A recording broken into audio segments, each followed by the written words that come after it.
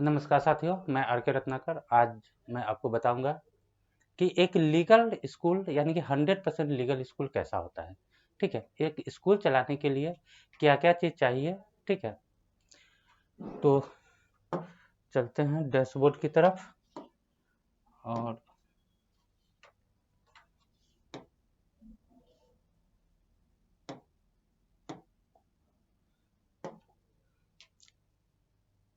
देखिए, एक स्कूल चलाने के लिए क्या क्या चीज़ होना चाहिए। ठीक है, सबसे पहले यानी कि हम इसको 4 पार्ट में बाँटते हैं। ठीक है, एक स्कूल चलाने के लिए 4 चीज़ की नीड होती है। ठीक है, एक 100% जो लीगल स्कूल होता है, ठीक है, जिसमें आपको है ना कि किसी से कोई डर नहीं है। ऐसे होता है ना, डीओ आ जाएगा, बीओ आ जाएगा, गार्जियन आएगा तो क्या पूछेगा। तो ये सब चीज़ से बचने के लिए, ठीक है, एक 100% जैसे कि है ना सीबीएसई का स्कूल होता है, आईसीएसई का स्कूल होता है, एक गवर्नमेंट स्कूल होता है, एकदम बेरोक-टोक चल रहा है। तो उस स्कूल को चलाने के लिए उसने क्या-क्या कर रखा है या फिर आप क्या-क्या कर सकते हैं कि एक बेरोक-टोक स्कूल चला सकते हैं। तो उसके लिए देखिए, कोई भी स्कूल यानी कि एजुकेशनल इंस्टीट्यूट चलाने के लिए, ठीक है, हम कोचिंग को छोड़ के बोल रहे हैं। ठीक है, कोचिंग एक अलग चीज है। कोचिंग आता है प्रॉफिटेबल सेक्शन में, 18% उसमें जीएसटी लगता है। उसको छोड़ करके कोई भी स्कूल हो, ठीक है, कॉलेज हो, यूनिवर्सिटी हो, चाहे जो कुछ भी हो, ठीक है, इसको चलाने के लिए सबसे जो नेसेसरी चीज है, सबसे मोस्ट इंपोर्टेंट चीज है, वह है एनजीओ। ठीक है, एक नंबर में आपको एनजीओ होना ही चाहिए। अब बिना एनजीओ का स्कूल नहीं चला सकते। हम अभी हम सिर्फ स्कूल पे ही जाते हैं। अब बिना एनजीओ का स्कूल चला ही नहीं सकते। ठीक है, यानी कि अगर आप स्कूल चला रहे हैं तो या तो आप एनजीओ बनवा लीजिए, और नहीं तो किसी का फिर है ना कि फ्रेंचाइजी ले लीजिए। बस आपके पास दो ही उपाय है। देखिए, ऐसा नहीं है कि आपको अपना एनजीओ बनवाना ही पड़ेगा, आप किसी का फ्रेंचाइजी भी ले सकते हैं। तो पहले चलते हैं कि एनजीओ का है ना कि फॉर्मेशन कैसे होता है, यानी कि एनजीओ बनता कैसे है, या किसी का यानी कि अगर हम मेंबरशिप लेते हैं तो हमको कैसे मेंबरशिप मिलता है, उसके लिए क्या हमको करना पड़ता है। तो पहले हम एनजीओ को समझते हैं। ठीक है, देखिए, NGO means non profit organisation. इसमें आता क्या क्या चीज है, ट्रस्ट आता है, ठीक है, सोसाइटी आता है, सेक्शन 8 आता है, उसके बाद एसोसिएशन। देखिए, को यानी कि उसके बाद भी वो लोग क्लब यानी कि माने कि बहुत सारा चीज, माने कि कोई भी ऐसा चीज, ठीक है, जो प्रॉफिट कमाने के उद्देश्य से नहीं, समाज सेवा के उद्देश्य से किया गया है। देखिए, स्कूल चलाना समाज सेवा है, और आपका उत्तरदायित्व है कि आप अपने समाज के बच्चों को यानी कि अपने समाज के हिसाब से उसको अच्छा बनाए। यह आपका है ना कि एक है ना कि कर्तव्य भी है। ठीक है, तो आप अपने क्षेत्र के, आप अपने एरिया के, आप अपने है ना कि सराउंडिंग के, आप अपने परिवार के, समाज के बच्चों को है ना कि उस लायक बनाइए कि वह देश निर्माण में, राष्ट्र निर्माण में सहयोग कर सके। तो यह समाज सेवा हो गया। देखिए, स्कूल चलाना इलीगल कभी है ही नहीं। ठीक है, हाँ, कुछ सरकार का, कुछ गवर्नमेंट का रेगुलेशन है, स्टेट गवर्नमेंट का, सेंट्रल गवर्नमेंट का कुछ रेगुलेशन बना हुआ है कि हाँ, स्कूल इस हिसाब से होना चाहिए, रूल्स रेगुलेशन है, उसको फॉलो करना जरूरी है। लेकिन देखिए, यह एक समाज सेवा है, आपका कर्तव्य है। ठीक है, आप इस कर्तव्य को निभाने के लिए डायरेक्ट पर्सनली आप स्कूल नहीं खोल सकते, कोई भी इंडिविजुअल स्कूल नहीं खोल सकता। आप गूगल में सर्च मार लीजिएगा, हुन कैन रन ए स्कूल। ठीक है, तो आपको यानी कि लिख के आएगा कि an individual can not run A school. ठीक है, यह ट्रस्ट सोसाइटी मानी कि एनजीओ, कोई भी एनजीओ स्कूल चला सकता है, इंडिविजुअल स्कूल नहीं चला सकता। तो यानी कि एनजीओ होना ही चाहिए। एक स्कूल चलाने के लिए एनजीओ सबसे फर्स्ट मैंडेटरी चीज है। अच्छा, अब ट्रस्ट ये सब बनता कैसे है, इसको बताते हैं। ट्रस्ट बनाने के लिए, ठीक है, यह सिंगल आदमी से बन जाता है। ठीक है, लेकिन अगर आप एडुकेशनल ट्रस्ट बनाना चाहते हैं तो कम से कम 3 आदमी से बनाइए। या 3 आदमी कौन कौन हो सकता है, या 3 आदमी आपके फैमिली के हो सकता है। इसमें ब्लड रिलेशन से कोई मतलब नहीं है। आप, आपके है ना कि मैडम, आपके बच्चे, आपके भैया, आपके चाचा, आपके बुआ, मान कि जो भी हो, ठीक है, या 3 आदमी से मिलकर बनाइएगा। 3 आदमी से मिलकर बनाने का मतलब क्या होता है, यह बताते हैं। अगर इंडिविजुअल बन जाता है तो 3 आदमी से मिलकर ही क्यों बनाते हैं, इसलिए बनाते हैं कि देखिए, एक इसका सेक्रेटरी बनेगा, ठीक है, दूसरा जो होगा वह चेयरमैन बनेगा, तीसरा जो होगा वह ट्रेजरी बनेगा। माने कि एक सचिव बनेगा, एक अध्यक्ष बनेगा और एक कोषाध्यक्ष बनेगा। ठीक है, कम से कम 3 आदमी तो होना ही चाहिए। ठीक। अच्छा, इसका रजिस्ट्री कैसे होता है, इसका रजिस्ट्रेशन कैसे होता है? इसका रजिस्ट्रेशन जो है आपका जो रजिस्ट्रार ऑफिस होता है जहां पे आपका जमीन का रजिस्ट्री होता है, सेम आदमी इसका भी रजिस्ट्री करता है, सेम आदमी इसका भी पेपर तैयार करता है। लेकिन जमीन के रजिस्ट्री कराने में, ठीक है, लॉयर या एडवोकेट का जरूरत नहीं होता है। लेकिन जब आप ट्रस्ट का रजिस्ट्री कराने जाते हैं तो एक है ना कि लॉयर की जरूरत होती है। अगर आप लॉयर से मिलते हैं तो वह कातिब बता देगा। अगर आप कातिब से मिलते हैं, मेरे यहाँ कातिब कहने का मतलब होता है कि वह आदमी जो जमीन का पेपर तैयार करता है, मानी कि उसमें क्या क्या चीज लिखना है, कैसे लिखना है, तो उस पेपर को तैयार करने वाले को हमारे बिहार में कातिब बोला जाता है। क्योंकि मैं मूलतः बिहार से हूँ, ठीक है, तो हमारे यहाँ कातिब बोला जाता है। आपके यहाँ रजिस्ट्री ऑफिस में है ना कि जो लोग है ना कि जमीन का पेपर तैयार करते हैं उनको अलग अलग नाम से हो सकता है कि बोला जाता होगा, वो आप है ना कि देख लीजिएगा। तो एक तो वह हो गया जो आदमी पेपर तैयार करता है, और एक इसके साथ है ना कि लॉयर होना चाहिए, ठीक है। दो आदमी मिलकर, अगर आप लॉयर से मिलते हैं तो वह कातिब को बता देगा, कातिब से मिलते हैं तो वह लॉयर को बता देगा। अच्छा, ठीक है। अगर आप किसी कातिब से मिले, अगर वह नहीं करता है तो वह फिर आपको बता देगा कि कौन आदमी ट्रस्ट का रजिस्ट्रेशन करवाता है। दोनों का पेपर सेम होता है, जमीन का रजिस्ट्री का पेपर और ट्रस्ट का रजिस्ट्री का पेपर सेम होता है। अगर दोनों को आप एक साथ अगर रख देंगे तो आपको जल्दी में नहीं मिलेगा। इसका चार्जेस क्या होता है, लगभग 8 से 10 हज़ार रुपया में यह यानी कि हो जाता है, और एक सप्ताह में आपको पेपर मिल जाता है। 8 से 10 हज़ार रुपया। बहुत आदमी बोलता है कि हमारे यहाँ तो 50 रुपया के स्टाम्प पर हो जाता है, बहुत आदमी बोलता है कि मेरे यहाँ 5 हज़ार का स्टाम्प लगता है। देखिए, अगर आप 50 रुपया का स्टाम्प लगाते हैं और अगर गवर्नमेंट फी 2 हज़ार रुपया है तो आपको 1950 रुपया पे करना पड़ेगा, ठीक है। अगर आप अगर 2 हज़ार का स्टाम्प भी खरीद लेते हैं तो आपको गवर्नमेंट फी 0 पे करना पड़ेगा। तो आप जितना का स्टाम्प खरीद लेते हैं, ठीक है, तो उसके बाद का है कि गवर्नमेंट फी बच जाता है, ठीक है। तो जो गवर्नमेंट फी होता है, ठीक है, उतना का पूरा स्टाम्प खरीद लेते हैं तो गवर्नमेंट फी बच जाता है। नहीं, उससे कम का स्टाम्प खरीदेगा तो बाकी बात आपको कैश जमा करना पड़ेगा, जो गवर्नमेंट फी होता है। तो यह चीज है। तो 3 आदमी से समझ गए कि यह क्या होता है, ट्रस्ट ऐसे बनता है, ठीक है। इसका साल साल ऑडिट कराना यानी कि जरूरी नहीं होता है, मैंडेटरी नहीं होता है, जरूरी तो है ही। अगर आप स्कूल चला रहे हैं, इसको एक्टिव रखना है तो हर साल इसका ऑडिट यानी कि 4-5 हज़ार रुपया, 3 हज़ार, 4 हज़ार, 5 हज़ार जो भी हो, तो इससे इसका है कि ऑडिट हो जाता है, ठीक है।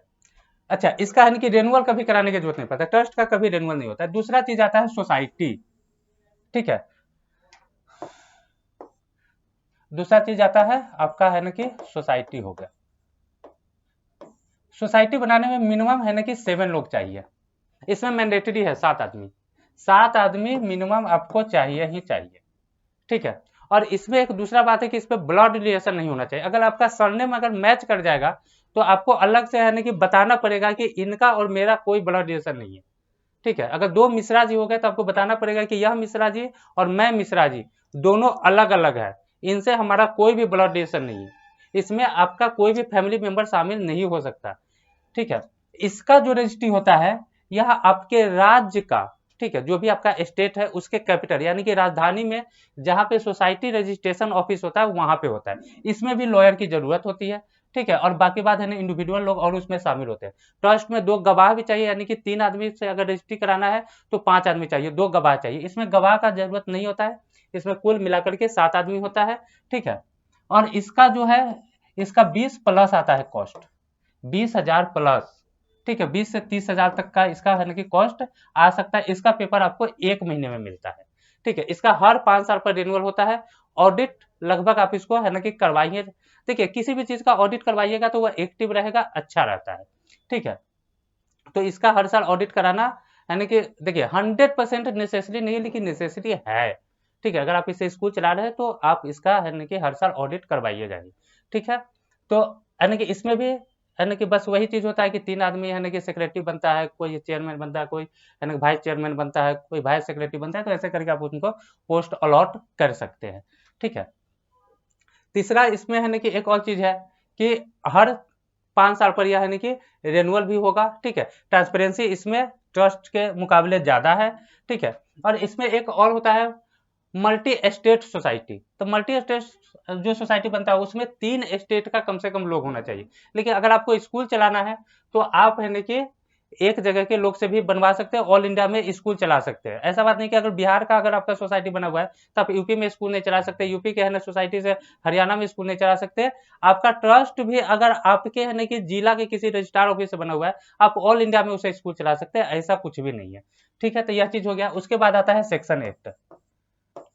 सबसे ज्यादा ट्रांसपेरेंसी इसमें है क्योंकि इसका सारा डाटा ऑनलाइन है, ठीक है। अगर हर साल अगर आप ऑडिट नहीं कराते हैं तो इसमें है ना कि हेवी पेनल्टी है, ठीक है, बहुत ज्यादा है ना कि जुर्माना लगता है, इसका हर साल ऑडिट होना जरूरी होता है। इसको कौन बनाता है? इसको कोई सीए बनाता है, ठीक है। आप किसी भी सीए से है ना कि आप है ना कि या कंसल्ट करते हैं तो आपको सेक्शन 8 में बना देगा। अगर कोई नहीं मिलता है तो हम तो बैठे हुए हैं यार यहाँ पे, किसी भी चीज को बनाने के लिए हम आपको फ्री ऑफ कॉस्ट गाइडलाइन दे सकते हैं। सीए का नंबर दे देंगे, जिसको मांगिएगा, जिसका नंबर मांगिएगा, जहां का मांगिएगा, पूरे इंडिया में कहीं भी हम इसके लिए कैपेबल है, हम आपको बता देंगे कि कौन चीज कहाँ से कैसे होता है, ठीक है। तो सेक्शन 8 में भी देखिए यह 2 आदमी से बन जाता है मिनिमम, ठीक है। लेकिन इसको भी अगर आप 3 आदमी से बनाते हैं तो अगर आपको एडुकेशन चलाना है तो 3 आदमी से बनाइए, ठीक रहेगा, ठीक है। इसका जो कॉस्ट आता है 6,000 से लेकर 10,000 तक आता है। यह डिपेंड करता है कि आपका है ना कि सीए कितना बढ़िया है, ये आपको है ना कि 6,000 में भी बना देगा, और कोई आपसे इसी का 10,000, 12,000, 15,000 भी चार्ज कर लेगा। अगर आपको जानकारी नहीं है तो ज्यादा चार्ज तो ले लेता है, लेकिन हम लोग का जो है ना कि सीए है वो 6,000 में आराम से बना देगा। लेकिन इसका जो ऑडिट फी है सालाना 8 से 10,000 रुपया है। बाकी बात जो है ना कि ट्रस्ट होता है या सोसाइटी होता है उसका 3-4 हजार रुपया में ऑडिट हो जाता है, लेकिन इसका 8 से 10,000 रुपया हर साल ऑडिट का लगता है। तो यह हो गया आपका एनजीओ। उसी तरह आपका है ना कि क्लब बनवाइए, एसोसिएशन बनवाइए, कुछ भी बनवाइए। और हाँ, माने कि इसमें है ना कि सोसाइटी, आप जो भी सोसाइटी बनाइएगा वो आप नाम पीछे कुछ भी लगिएगा, आगे उसका सोसाइटी लगा रहेगा। ट्रस्ट बनवाइएगा, आप नाम पीछे कुछ भी लगिएगा, आगे ट्रस्ट लगा होगा। लेकिन सेक्शन 8 बनवाइएगा तो आगे आपको सोसाइटी ट्रस्ट नहीं लगेगा। एसोसिएशन लगवाइए, आपको क्लब लगवाइए, कौन सी लगवाइए, मतलब कि जो आपको आगे है ना कि फाउंडेशन लगवाइए, तो इसमें है ना कि आपको वो चीज है ना कि मिल जाता है। तो यह हो गया आपका एनजीओ। अगर आप एनजीओ नहीं बनवाना चाहते, चाहे इतना पैसा खर्चा करने में अगर आप सक्षम नहीं है, तो आप हमसे फ्री ऑफ कॉस्ट है ना कि मेंबरशिप लेकर के आप अपना स्कूल चलाइए। जब आपके पास पैसा हो जाएगा तब है ना कि आप है ना कि बनवा लीजिएगा, ट्रस्ट सोसाइटी जो भी आपको मन करेगा बनवा लीजिएगा। क्या आप है ना कि अब बहुत सारे लोग का क्वेश्चन है कि हम आप ही के है ना कि एनजीओ से सब दिन चलाएं।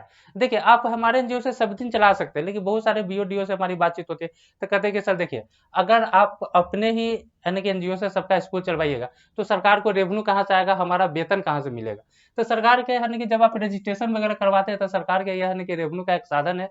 तो जब आप कैपेबल हो जाए चला, है ना कि अगर आपका स्कूल अच्छे से चलने लगे तो आप इसको है ना कि करवा लीजिएगा, ठीक रहेगा। ऐसे आप जितना दिन चाहे उतना दिन चला सकते हैं, कोई फर्क नहीं पड़ता है। तो यह आपका है ना कि सेक्शन 1 कंप्लीट हो गया। अगर आपने एनजीओ का रजिस्ट्रेशन करवा लिया तो स्कूल का आपका रजिस्ट्रेशन हो गया। देखिए जो स्कूल रजिस्ट्रेशन होता है,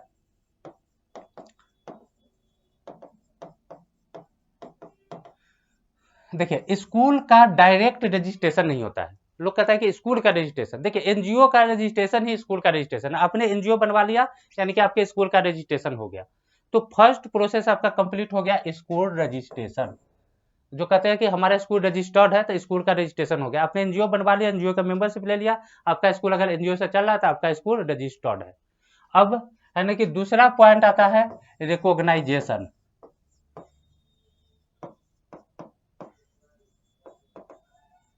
ठीक है। इसी को बहुत जगह बोला जाता है एनओसी।